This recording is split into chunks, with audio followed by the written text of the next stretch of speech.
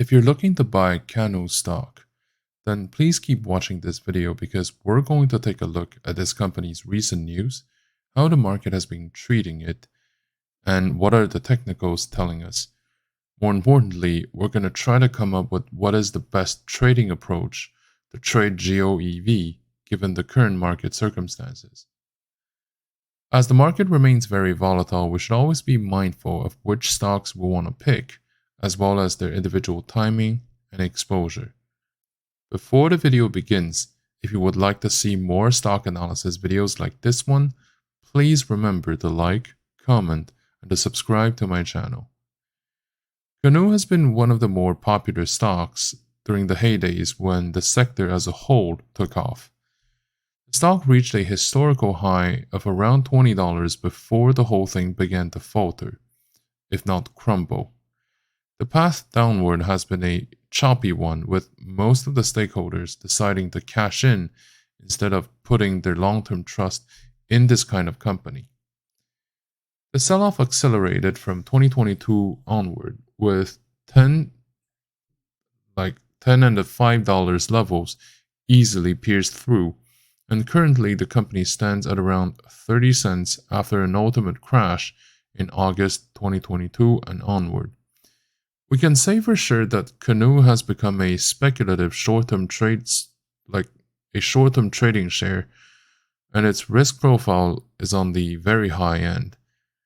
The large-scale pullbacks are likely behind us, but so far the bottom has not been found yet. The previous bottom has been around 40 cents, which is no longer a valid support as of October 2023. Of course, Canoo remains as an interesting stock that could see an uptick in volatilities. Nevertheless, the timing and intent of buying and holding on Canoo should be adjusted to its current realities. Now, let's take a look at the technicals of the stock. The trading volume of Canoo has recently been around 900,000 shares versus the average volume of 1.9 million shares. Over the past 52 weeks period, the price fluctuated between 25 cents and $1.68. The volume of shares traded tells us how many shares are being bought and sold at any point in time, and if there's enough liquidity to support a trading strategy. If the float is thin, it would be very easy to influence the stock price, but low liquidity could mean that the demand is limited too. When we compare the current volume against the average volume, there might be the possibility for trend reversal or breakthrough if the difference is very large.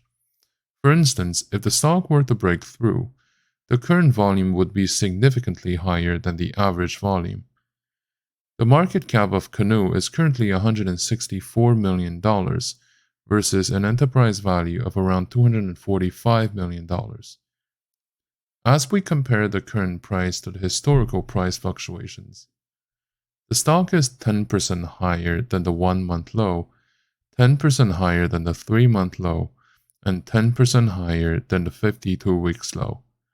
On the options market, which often gives us a hint on the market sentiment about where the stock price could head next, the implied volatility is 215%. compared to a historical volatility of 80%. The put-call volume ratio is currently at 4%.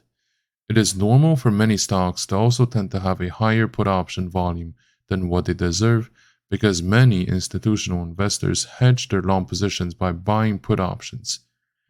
The most recent volume of options traded has been around 673 contracts within a day compared to the 30-day average of 4,376 contracts. In terms of open interest, the most recent volume of open interest is 400,000 contracts versus the 30-day average of 411,000 contracts. In terms of the shareholder structure, institutional shareholders own 11% of the outstanding shares. The biggest shareholders include BlackRock, Vanguard, and Citadel. Usually it is better to see some institutional participation when holding a stock long-term, because it offers a layer of stability and a token of reliability in the medium to long term. It means that the market is confident that it will deliver value in the long term, which is an important factor to consider for the investors.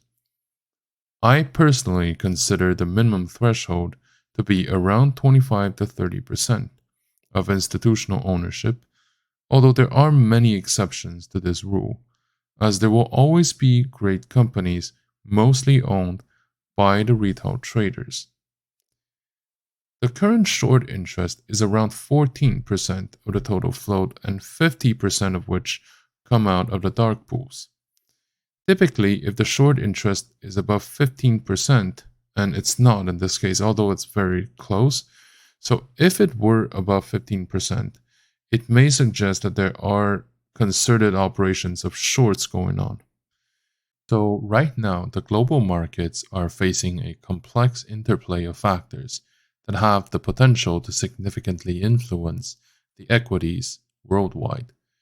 In this speculative analysis, I believe that the consequences of the global inflation, surging commodity prices, and decline quantitative easing, as well as the rise of inflation rates or interest rates, plus the geopolitical instabilities, are going to play a significant part. The increasing inflation rate has been putting pressures across the globe, threatening the purchasing power, raising the input costs, and impacting corporate profitability.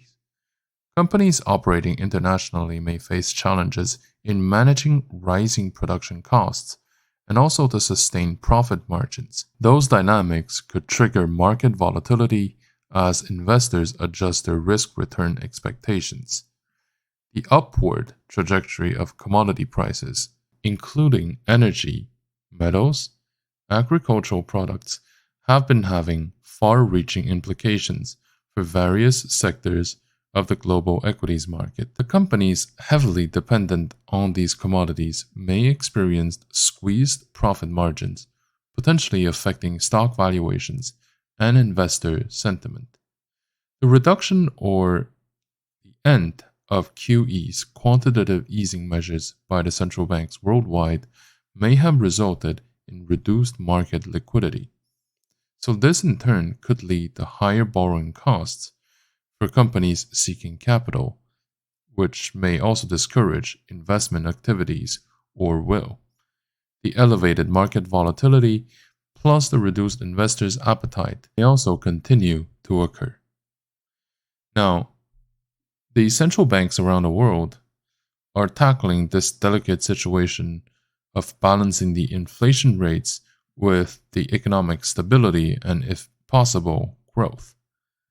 Central banks opted for aggressive interest rate hikes to combat inflations. Borrowing costs for companies have been rising, which has also slowed down business activities and also fueling the market's volatility in terms of the equity prices.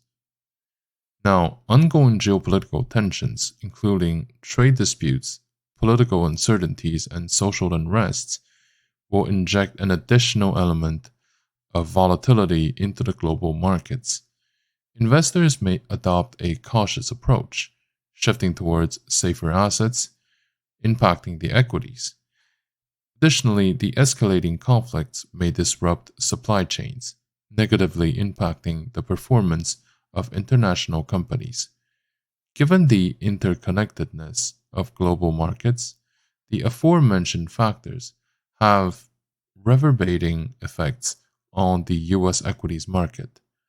Companies with significant exposure to international market may face a lot of headwinds resulting from the economic slowdowns, disrupting the supply chains and the currency fluctuations. But nevertheless, the US market is known for its resilience, and the diverse sectors may attract investors seeking safe havens. So really, the current landscape is characterized by global inflation, surging commodity prices, reduced quantitative easing, rising central bank inflation rates, geopolitical instabilities, and also ongoing lack of certainty regarding growth. While the US market may exhibit relative strength due to the safe haven status, it's going to remain interconnected with the global economic landscape. For long-term investors, these conditions may offer opportunities to identify undervalued companies with strong fundamentals and international diversification. With that being said, short-term trades should be approached with caution because of the increased volatility and uncertainty. And also, we should be careful when assessing individual companies, sectors, or regions. Overall, I believe that Cano is a decent stock to own for quick and limited exposure, with a rapid exit within a few weeks after the entrance. Currently, the conditions are not reunited for an entrance just yet, so I believe that standing on the side is the best thing to do for the time being. Just a quick word regarding those who want to own Cano for the long-term investment. I do believe that there are better options in the market for this purpose, but like Cano is far too volatile for this kind of investment. I would recommend to commit between 1 to 3% of your portfolio in Cano, and would also recommend to split the allocation in batches of 20% at a time over the next 3 to 6 months, so that you may purchase more in case it retraces further.